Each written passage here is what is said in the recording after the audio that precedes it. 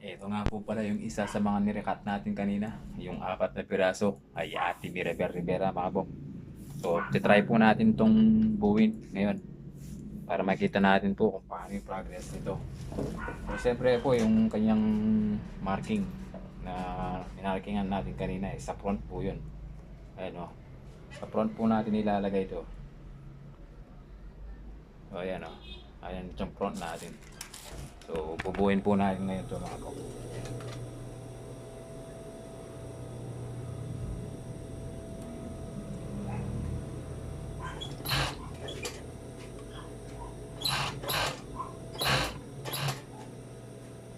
So, ito po yung nuts niya o.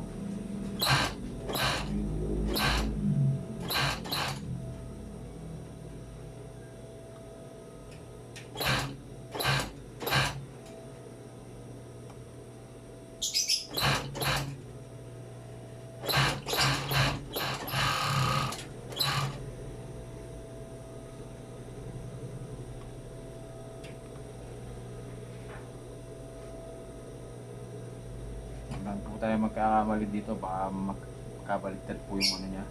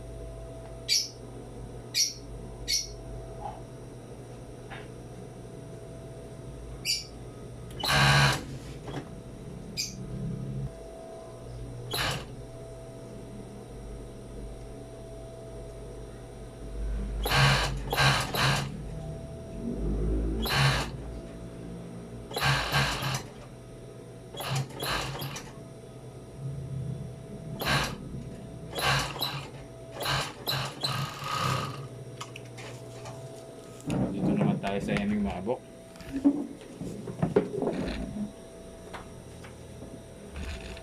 Napaka-importante po mga bok, yung kumpleto yung machine mo.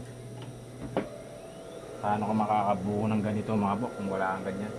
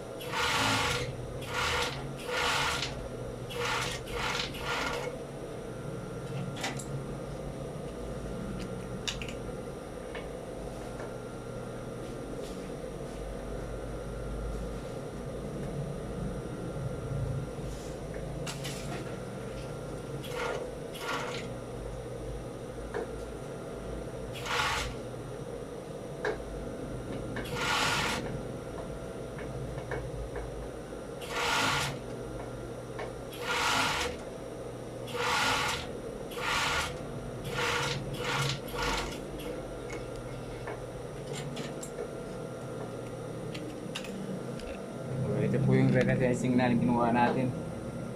Maraming salamat po sa ating kliyente ngayon.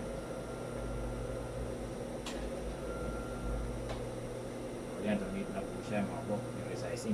Pasensya na po kasi hindi ko po nagawa ngayon. Kay Mr. Ismael Magkalas, sa susunod na Sunday na lang. Sir, pasensya na. Medyo oras na kasi kailangan na natin magpahinga. Pero maraming salamat po sa panonood ng ating mga video mga po. Kung nagustuhan nyo naman itong video ito mga po, pwede naman ako pa-like, share, pa-follow po, subscribe na rin para lagi kayong updated sa mga ilalabas nating video sa YouTube channel ko mga po, Ismael Benito 7155. So ito yung resizing po. Ito po yung kanyang pattern mga po.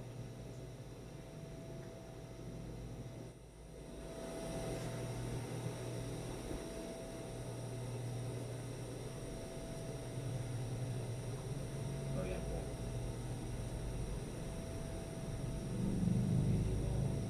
Buwang-buwa na po ng size niya mga po. Yan. Nasa ilalim. Hindi lang po natin naiayos ng maayos. So, thank you po. God bless po. Maraming salamat po sa inyo. Lalo na kay Ate May Rivera. Thank you po. God bless.